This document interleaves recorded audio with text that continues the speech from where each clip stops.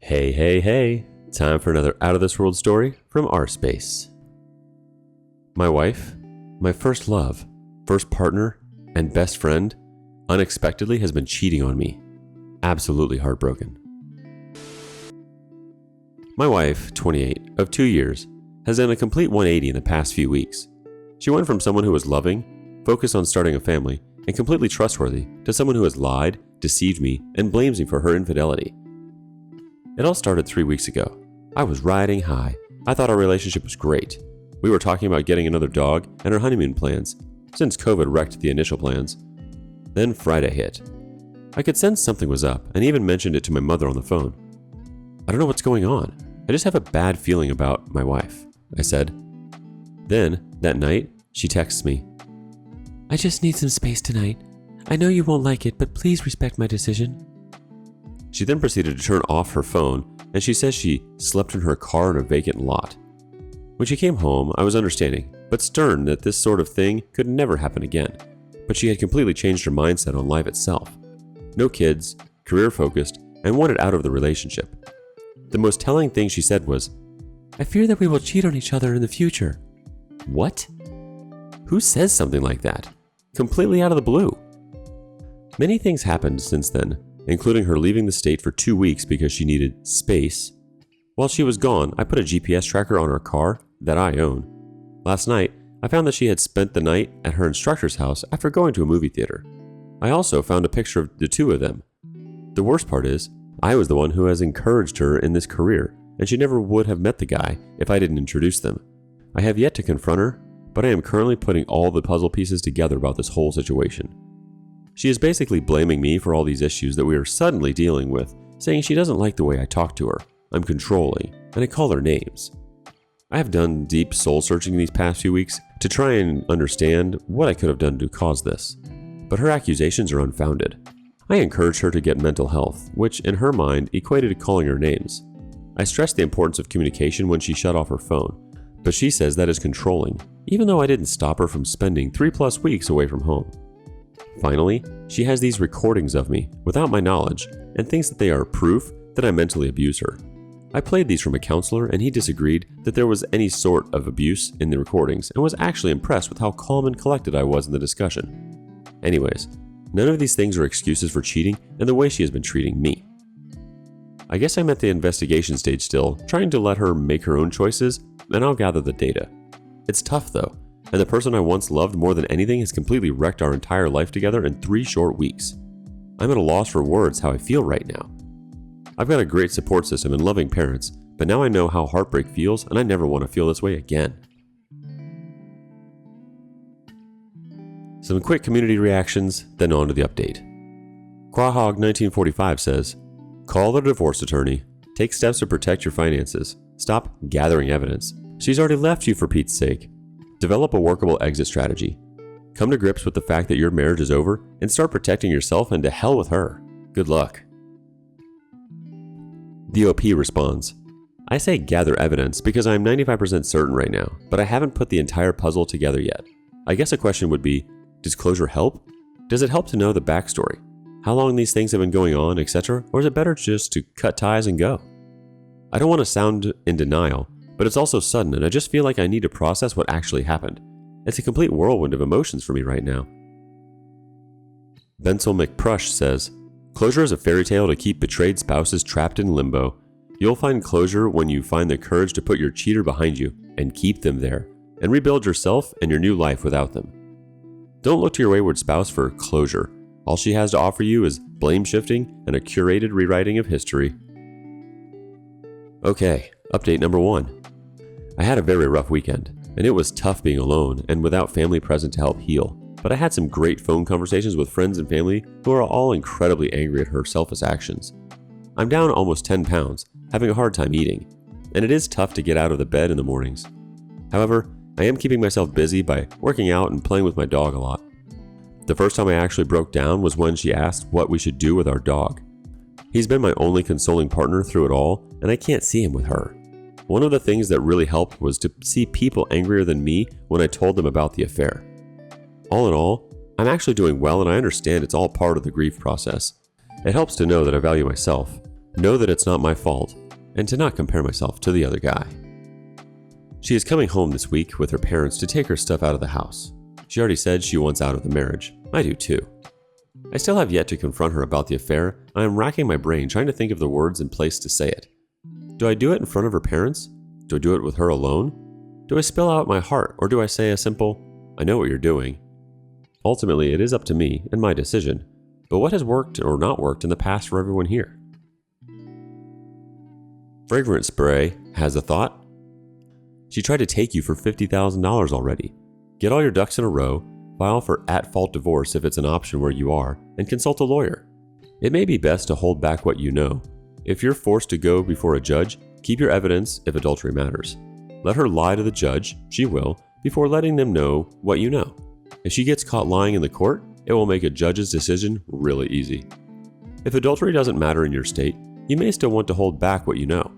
She might be easier to deal with in a divorce while she's still in the fog, and a confrontation could shake her out of that. Update 2. The shift has happened. I went 180 on her after I found out about the affair, and she has started to flounder. Her parents came in town last Wednesday, and I finally was able to get her to have a discussion with me. I decided against revealing the affair with her parents in the room, but I caught her in multiple lies in our discussion. My tone was calm and very apologetic for the things she accused me of. The discussion was very hurtful, as she was essentially saying, ever since the day we got married, I haven't treated her right, and she has wanted out. She never mentioned this to me our entire relationship until now. She continued to accuse me of essentially emotionally abusing her by twisting my words from our previous discussions.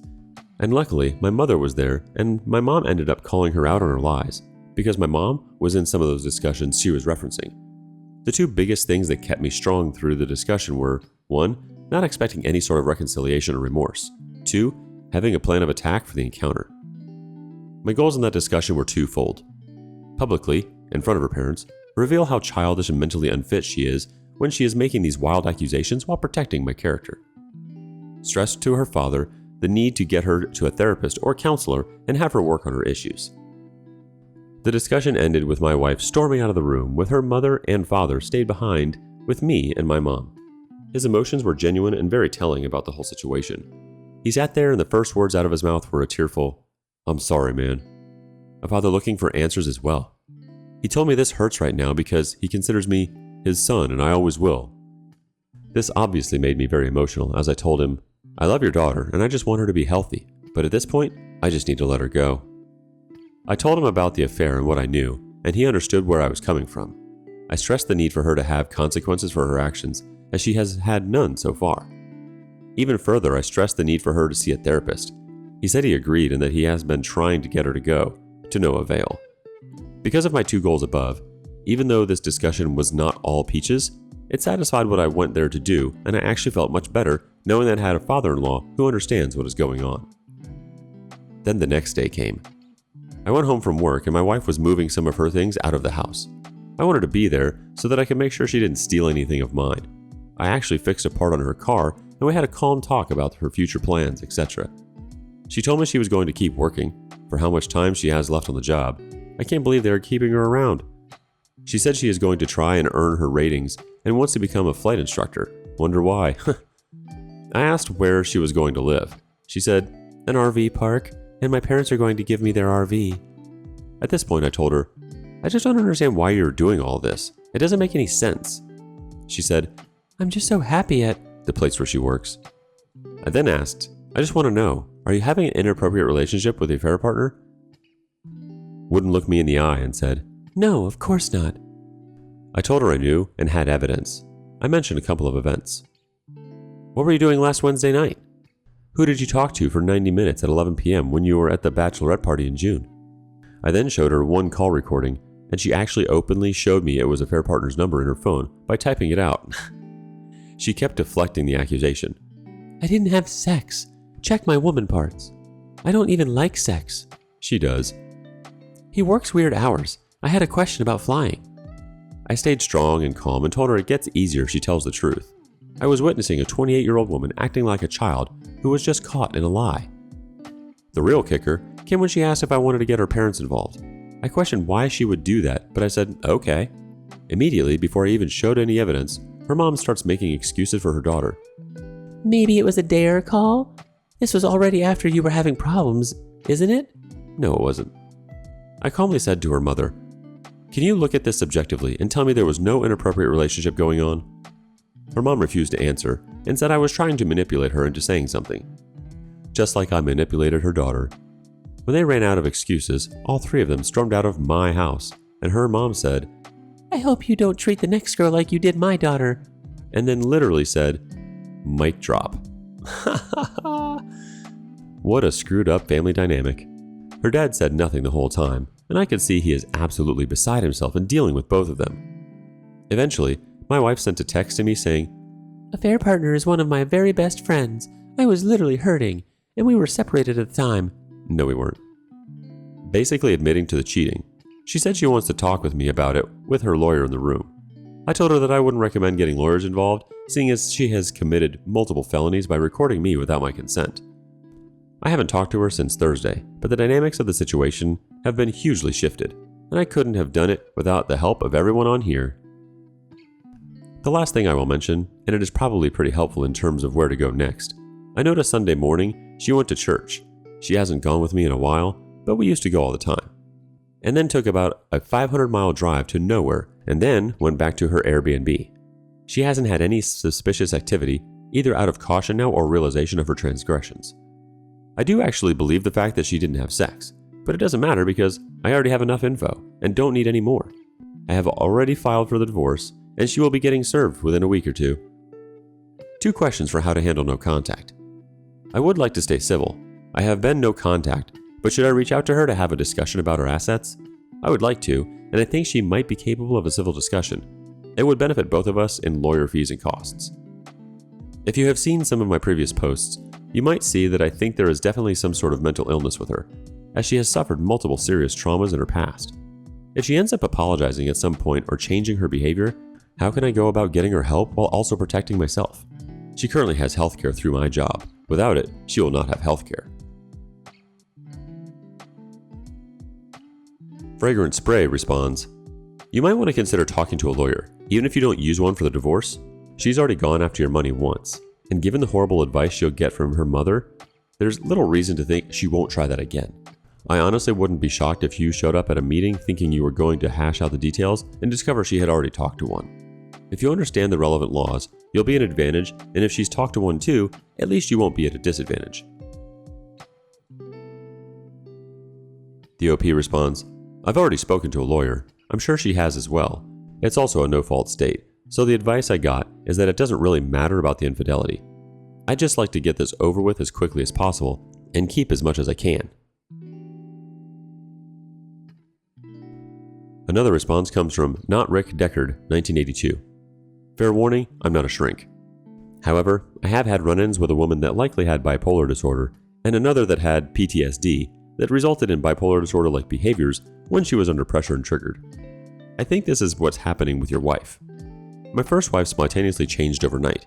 She claimed to have hated sex too, but had sexual affairs. She was everybody's idea of a good girl that had no problem lying, stealing, or manipulating. She dropped all of her friends the moment they questioned her on anything. Even the lifelong friends of hers from before we ever met would call me up and ask what was going on because she ignored them. She dropped most of her family as well. And our final interactions were spooky, to say the least. The last time we physically met up was in a restaurant. She told me we were over for good, and I accepted it, but I asked her for one thing out of respect for what we once had. Just tell me what happened.